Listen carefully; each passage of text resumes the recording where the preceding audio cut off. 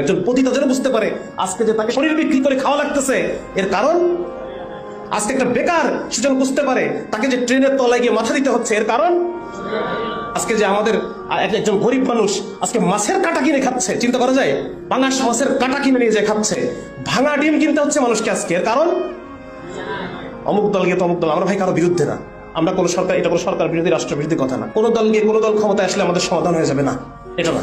মানুষের একমাত্র ফিতরতি সমাধান কি? আমরা বলতে চাই যে শরিয়া ছাড়া কোনো সমাধান নাই, লা হাল্লা ইল্লা শরিয়াতি, শরিয়া ছাড়া কোনো সমাধান নাই। যত মানুষের যত সমস্যা, সমস্ত সমস্যার সমাধান শুধুমাত্র এই শরিয়ার মধ্যে। আল্লাহ রাব্বুল আলামিন এটা এই জন্যই আমাদেরকে দিচ্ছেন যেন তার প্রিয় বান্দা তারা যেন কোনো ধরনের সমস্যার সম্মুখীন না হয়, এবং যত ধরনের সমস্যা রয়েছে সমস্ত সমস্যা যেন সমাধান হয়ে যায়, এবং কিয়ামত পর্যন্ত মানুষ যেন ইসলামকে দেখে দেখে ইসলামের মধ্যে আসতে পারে।